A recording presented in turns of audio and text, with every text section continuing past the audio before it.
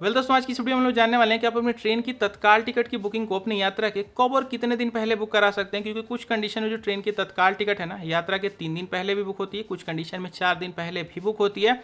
और मैक्सिमम लोगों को सिर्फ यही पता होता है कि जो ट्रेन की तत्काल टिकट है ना, यात्रा के सिर्फ 1 दिन पहले बुक होती है। और जब वो 1 दिन पहले पहुंचते हैं अपनी ट्रेन की तत्काल टिकट की बुकिंग को कराने, तब उनको ये बात पता चलती है कि ओहो हो, टिकट तो हमारी खत्म हो चुकी है, बुकिंग तो यहाँ पे 3 दिन पहले ही हो गई थी। तो तत्काल टिकट की बुकिंग से रिलेटेड सारे रूल्स को बिल्कुल आपको मैं डिटेल में एक्सप्लेन करने वाला हूँ। शुरू करते हैं। तो सबसे पहले हम लोग समझते हैं कि तत्काल टिकट की बुकिंग की ना टाइमिंग क्या है, यानी कि बुकिंग जो है वो कितने बजे से शुरू होती है। तो तत्काल टिकट की जो बुकिंग है वो क्लास वाइज डिफरेंट टाइम पे शुरू होती है। अगर आपको कोई भी एक स्लीपर की क्लास की तत्काल टिकट की बुकिंग को कराना है ना, तो बुकिंग सुबह के 11 बजे यानी कि 11 AM से जो बुकिंग है वो शुरू हो जाती है। अगर आपको किसी भी एक AC की क्लास की बुकिंग को कराना है, जैसे second AC, third AC economy या फिर चेयर कार, तो AC की क्लास के लिए जो बुकिंग है ना, सुबह के 10 बजे से शुरू होती है। 10 बजे यानी कि 10 AM से जो बुकिंग है वो शुरू हो जाती है।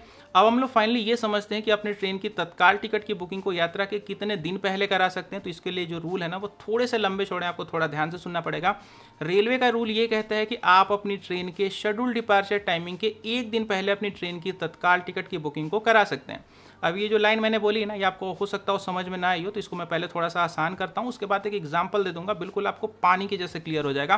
ट्रेन का शेड्यूल डिपार्चर टाइमिंग का मतलब ये होता है ना कि ट्रेन अपने पहले स्टॉपेज से यानी कि अपने पहले स्टेशन से कौन सी डेट का चली है, उस डेट से आपको 1 दिन पहले अपनी ट्रेन की तत्काल टिकट की बुकिंग को कराना होता है। आइए मैं आपको इस चीज को ना एक एग्जांपल से समझा देता हूँ, आपको बिल्कुल डिटेल में क्लियर हो जाएगा। मान लीजिए कि कोई एक ट्रेन है जो कि A से लेके F स्टेशन तक यहाँ पे जा रही है, और आपको इसी ट्रेन में C वाले स्टेशन से ना अपनी ट्रेन की जर्नी को करना है। और आपकी इसी C वाले स्टेशन पे जो ट्रेन है वो 3 जनवरी को यहाँ पे आ जा रही है।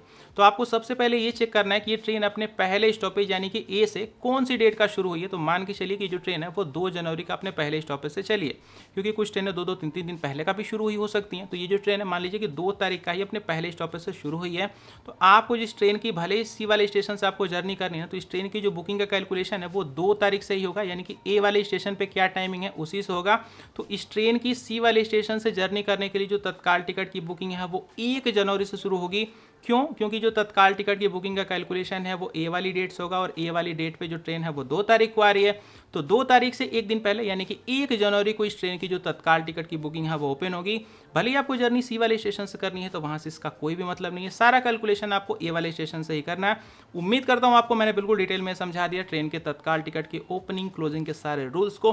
वीडियो आपको कैसे लगी कमेंट करके जरूर बताइएगा। मिलूंगा अगली वीडियो में। Good bye.